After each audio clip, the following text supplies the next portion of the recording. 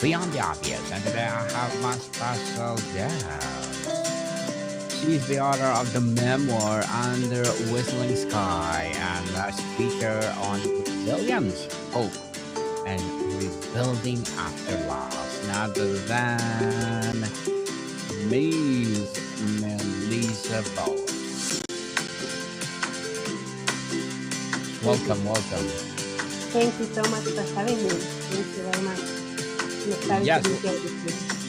yes, welcome, Miss Melissa Vogt on Abstract Essay. And can you please introduce more by yourself? That I Yes. So my name is Milica Vogt. I grew up in Croatia. I was born there and raised. I was a little girl when the war started. So I lived through the war from the age of 6 to 12. Around 12 years of age, we exiled Croatia, and I felt displacement, loss of safety, and we had to leave abruptly our home and our animals, our friends, and family. So after living in a refugee camp for 3 years in Serbia, we moved to the United States, and that's when I started rebuilding my life.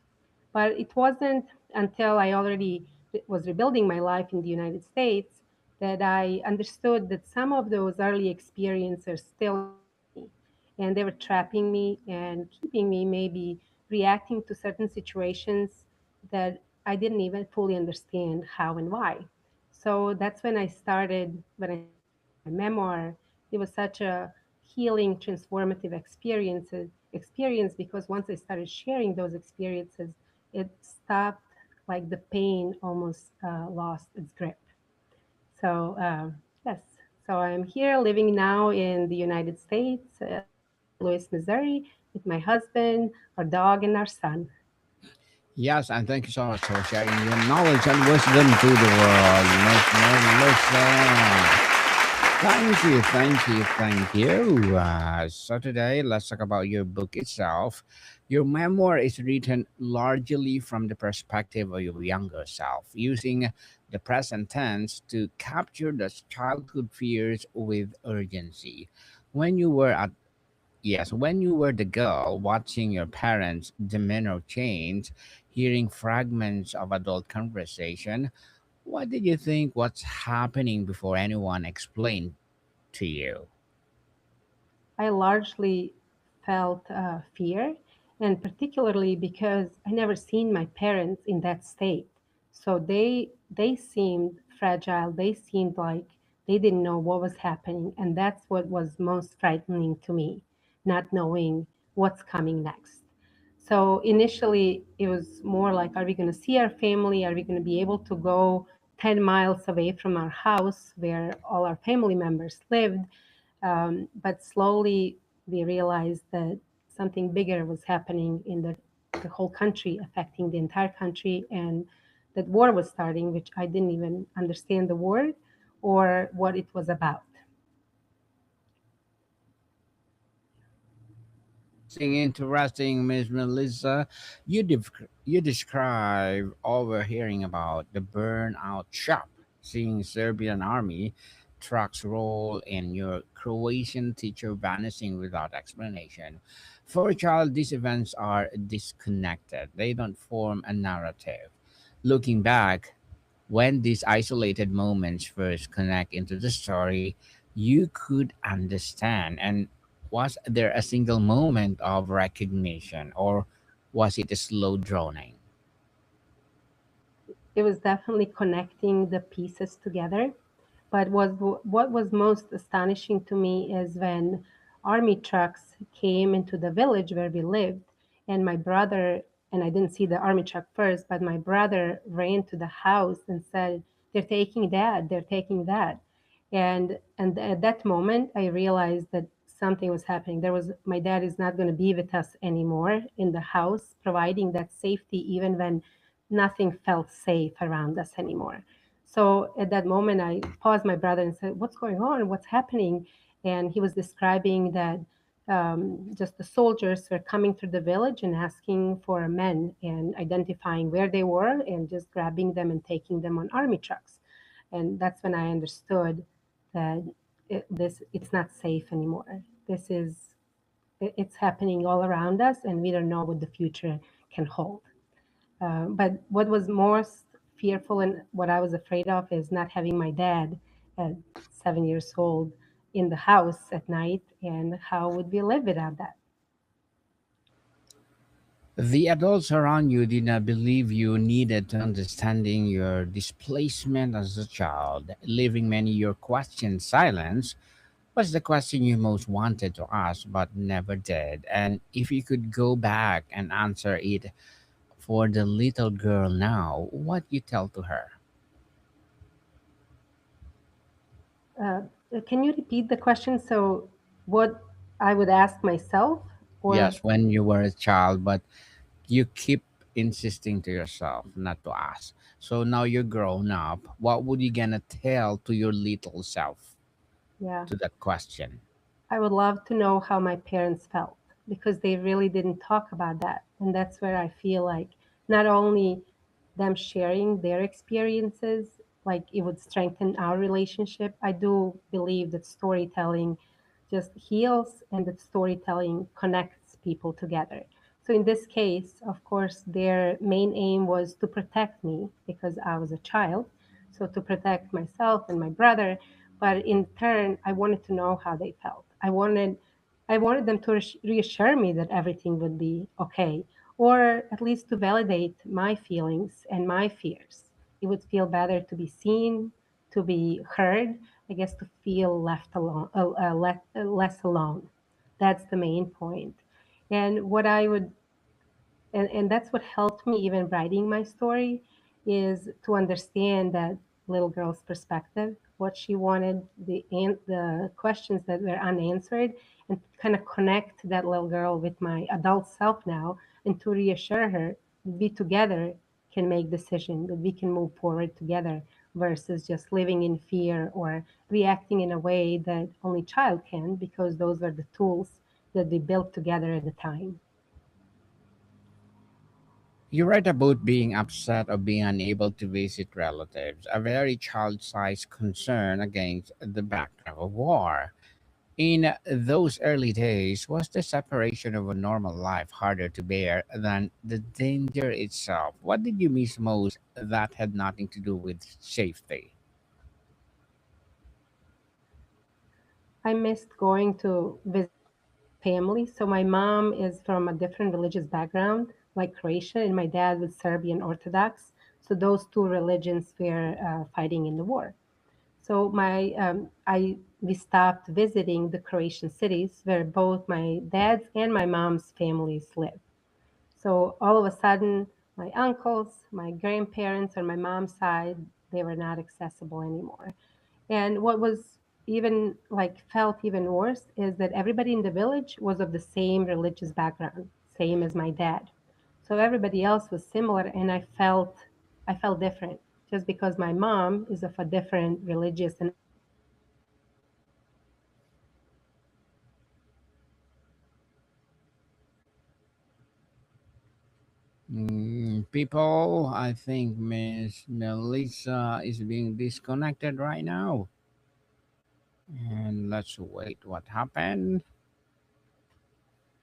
But before that, while I'm waiting for Miss Melissa to come back, I'm inviting you to please do listen to my other podcast, people. My other podcast, because my abstract essay is already in fifth season, abstract poetry in third season, and my book 101 review in fifth season too, comedy 101 in sixth season, and of course my food 101 in its sixth season as well. Miss Melissa, you are being disconnected a while ago. So while I'm waiting for you, I am promoting my other podcast. Okay. So Geography 101, Love Letters, Movie 101, Review, Music 101 are in fifth season. Science 101, Sex 101 in its fourth season. And of course, my baby podcast, Trivia 101, Motivation 101, Spiritual Awakening 101, Entrepreneurship 101, Law 101, Mental Health 101, Coaching 101, as well as my Bible Verses 101. Please listen to them wherever you listen your podcast. So, Miss Melissa, Did you hear you me? write. Yes, let's do continue. Okay? And my apologies, there's something wrong with our connection. So my next question is, you write latter that someone once considered a family can become the enemy. For a child of a mixed heritage, this is not a metaphor, it's a literal fracturing of a family. Was there a specific person, an aunt, an uncle, a family friend, whose transformation from families to others was the most painful to witness? It was in the village, one of our neighbors, and I won't specifically name them or anything, but uh, is everything okay? Can you hear me still? Yes, I can hear Yeah. you. Go ahead. So it was specifically a neighbor who I will just leave it at that, but that called my mom and I were walking by their house, and they were calling us names and saying that we don't belong in the village, that we belong on the other side, that we should go to Croatia because my mom is Croatian. So in that moment, I felt. That I don't belong in the village anymore, that I'm not welcomed there anymore, that it turned almost now we were family and all together, and suddenly, because of these differences and war starting, that we are no longer welcome there. So becoming enemies. But suddenly that kind of diminished over time because they realized that we are staying in the village and that we are becoming part of that community. On the other side, because my mom's entire family side is in Croatia, I didn't know who specifically was fighting in the war and whether they were all considered enemies now suddenly when you're thinking at the larger picture of we are fighting this ethnicity or nation is fighting the other one, everybody on the other side becomes enemy in that point. Well said, Miss Melissa. So tell us, the review notes that the book hints of the absurdity of strangers restricting your life via border controls. For a child, borders and ethnic labels are abstract concept. How do you come to understand that something invisible, your father's name, your mother's faith, and could determine whether you could pass through checkpoint or go home? Yeah, that was an experience certainly when Dad and I were driving home from Croatian city back to our village. And because I overheard the conversation between them, I didn't know what necessarily like he was talking about checkpoints at the border and police and barricades and batons that they were using. I didn't understand meaning of any of those words necessarily. But then when I saw a ramp in front of us and lights shown in our on our car, I realized that that's probably what Dad was talking about a few days ago. So now we are like in that same situation. But suddenly looking at I was in the back seat, so couldn't necessarily see my dad's face, but I felt his anxiety because now he was put in that same situation again, and not only being by himself, but not knowing what would happen to either one of us. I'm with him now too, so I understand that parents had bigger burden to bear as well at that time because they had children to protect and to feed and to know what to do in those situations with us. Certainly. You've said that your mixed background mean people expect you to choose sides. Do you ever to try choose, or did you instinctively resist the question itself? And how has that early pressure to define yourself by one identity shape who you are today? Yeah, it certainly was maybe necessarily choosing side for me as a child, but I knew that my parents, being of both mixed ethnicities, that we would have to go on the other side. I wanted to stay in the village. That's all I knew. I grew up there. I went to school there. All my friends and family was in the village. So it didn't matter to me that they were all from Serbian background. I just wanted to be with the familiar. That's usually human nature. So as a child, of course, I wanted to stay where I was and not experience a change. So when dad and mom said that we are going to stay in our house and not move, I was happy about it. And that meant that yes, we chose sides, but it was inadvertently choosing side by staying where I was, by staying with the familiar, by not changing and adapting to something new at that moment. Miss Melissa, the memoir captures escalation of violence from linking in trouble to falling grenades, from your father being drafted to hunger, pervading your community. At what point did fear become normal? Was there a day when you stopped being surprised by bad news? Yeah. And I even like maybe one specific scene or moment memory that I'll even describe is when we were going to school and like it was raining that day and suddenly we heard the loud noise and for a minute we thought maybe is it thundering, what's going on, but then we realized it was grenades. and and as they were whistling above our heads, we had to like duck and hide in the bushes and in thorn bushes and such. But we realized then, like if we stay calm, if we stay where we are, they may pass us. We just need to pay attention where they're going, and if we hear the whistle, we learn that grenade already passed us. It won't hit where we are. So it became just after that, it became part of everyday living, hearing the noise, hearing the sirens that we're being bombed, or waking up one day and saying, are we having school, not having school? So every day, just we learn to not expect the day is going to unfold in any certain way. We were just ready to embrace whatever it's happening. It was just part of living. And that's what, like going back, it was like we were surviving. Of course, in that moment, we didn't learn how like that resilience and such. We were just surviving in the moment. But going back, it's like it shaped us. It shaped how who I am today, certainly, because it was more that not expecting it and not expecting anything to be easy and just being always ready to to take the action to live the way like the day is presented to us.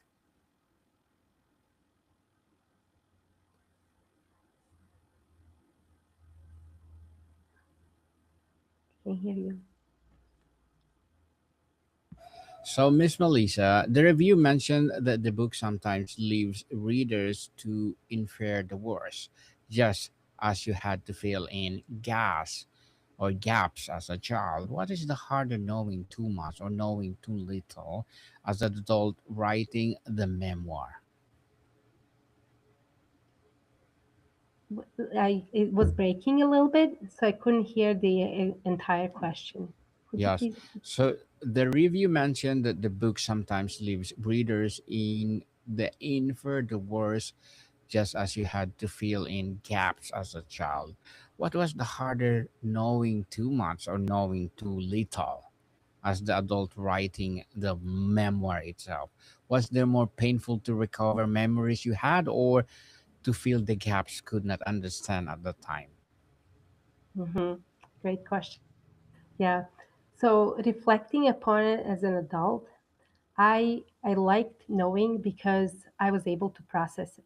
So certain memories that I was able to remember, like it didn't necessarily only represent a memory, it represented also a healing process because I was able to process it. I was able to lessen the pain associated with it.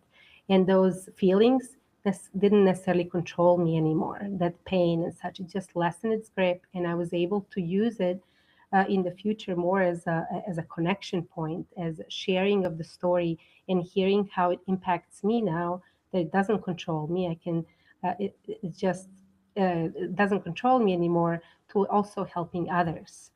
Versus when I didn't know how, like what happened, like it still left a confusing feeling inside of me. And I just had to infer that I understand what my parents may have felt in that moment because they were adults and they had a lot of responsibilities on their shoulders and figuring out how to keep the family safe and fed and at such. But still, for me, writing it, it was easier to remember it and process it than not knowing exactly what was going on, and that left that confusing feeling. Confusion field, definitely. And Ms. Melissa, to wrap up our discussion for today, finally, your memoir is titled Under the Whistling Sky. What was whistling?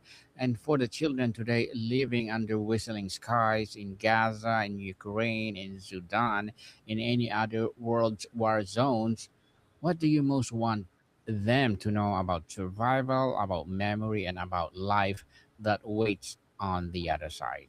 Yes. So under a whistling sky, it certainly represents the whistles of grenades, of bombs that were above our heads all the time. So how our life unfolded even in those circumstances. And what I would like others experiencing and going through the similar life circumstances to know that yes, the experiences may be painful, but it doesn't have to be the entire story. There's still chapters to be written after what they're going through now, what I went through as a child.